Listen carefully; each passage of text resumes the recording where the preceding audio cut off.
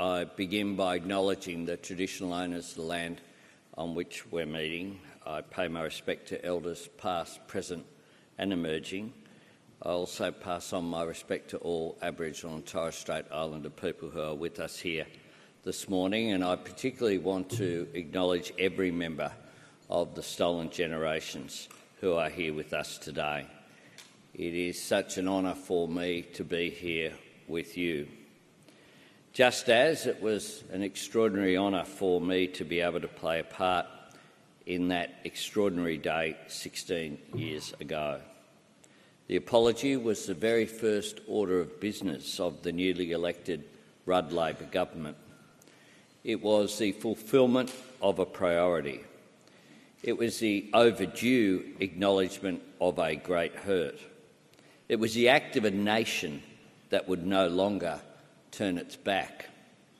And it was our ears and hearts finally opening to all who had for so long been telling us a difficult truth.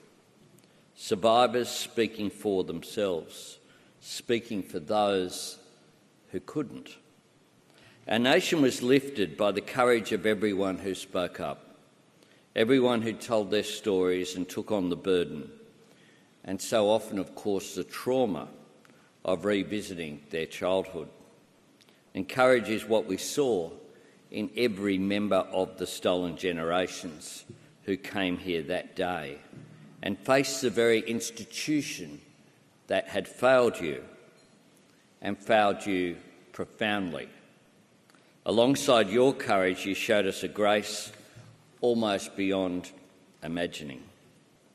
Perhaps most importantly, you showed us that when we have an honest reckoning with the past, we give ourselves a better future.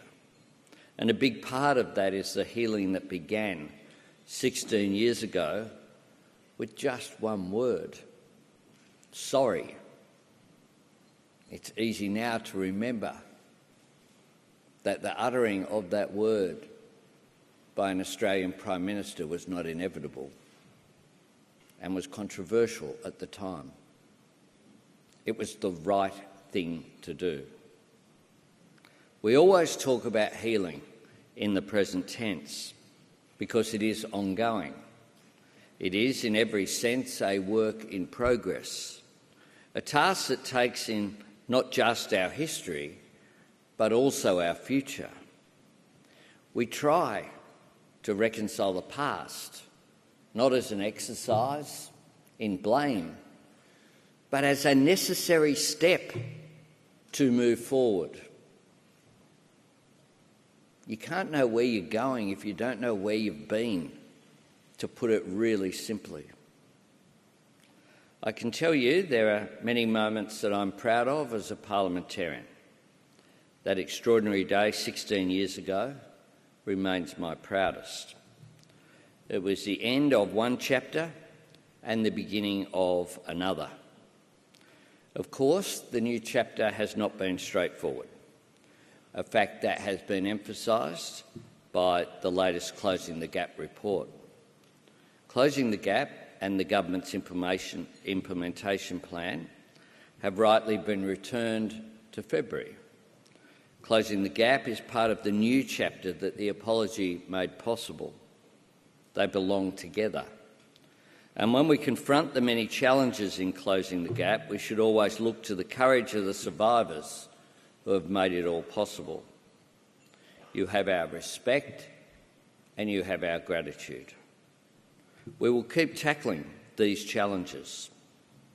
The courage shown by my Minister for Indigenous Australians in leading the campaign, along with Patrick Dodson, who we do miss.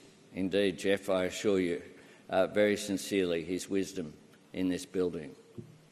The courage in taking forward a referendum to recognise First Nations people in our Constitution in the form in which they themselves requested through the gracious Uluru Statement from the Heart is one that was a necessary step going forward as well. We were disappointed by the result. We respect the outcome, but it does not diminish one bit our determination to listen to First Nations people about how to close the gap. It was never the end. It was the means to the end. The end is reconciliation. The end is closing the gap in life expectancy, in education outcomes, health outcomes, housing outcomes. This gap in all of these areas diminishes us as a nation. And the Productivity Commission, no less, has confirmed that the key to advancing is indeed listening to people who are directly affected as we move forward. So we will keep tackling these challenges. We will continue to work each and every day with our commitment to First Nations people and to reconciliation, undiminished, empowered by the courage of those First Nations people who I was proud to stand with, and humbled by their grace and dignity during and after that referendum campaign. I do thank every single survivor who showed us a new path ahead. We will keep walking along this path, and we'll do so together, because I firmly believe that the Australian people want reconciliation, that they want us to move forward as a nation, and they recognise that the gaps which are there in so many aspects, and we know, we'll hear later today, only 4 of the 19, only 4 out of 19. That's not a pass mark for us as a nation. And all of us, regardless of where we stand on the political spectrum, need to recognise that we need to do better. We must do better, because First Nations people deserve this. But the Australian nation, founded as we are on the concept of the fair go and respecting each other, regardless of our origins, deserves this as well. Thank you.